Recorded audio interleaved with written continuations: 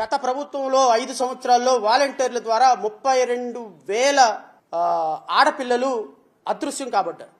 32,000 మంది. ఈ 32,000 మందికి అదృశ్యం అవడానికి కారణం వాలంటీర్లు. ఇది as per honourable deputy chief minister statement. So I'm requesting honourable deputy chief minister Shri Pawan Kalyan గారు, 32,000 మంది ఎవరైతే గత ప్రభుత్వంలో వాలంటీర్ల ద్వారా మాయం కాబడ్డారో ఈ 32,000 మందిని తొందరగా వెతికి పట్టుకొని వాళ్ళ కుటుంబాలకు అప్పచెపుతారు అని అయితే నేను భావిస్తున్నా.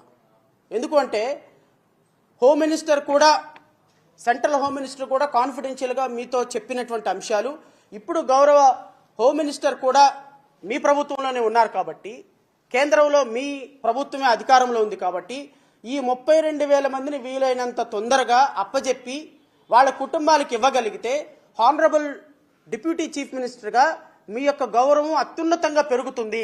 సో ఏ రోజుకు ఆ రోజు ఒక స్పెషల్ టాస్క్ ఫోర్స్ పెట్టి ఈ 32,000 మంది మిస్సింగ్ కేసెస్లో, అంటే ఎవరైతే వాలంటీర్ల ద్వారా వీళ్ళందరూ అక్రమంగా రవాణా చేయబడ్డారో ఈ అక్రమంగా రవాణా చేయబడిన ప్రతి ఆడపిల్ల, ప్రతి వాలంటీర్, దీనికి కారణమైన ప్రతి వాలంటీర్ మీద కేసు పెట్టాలి.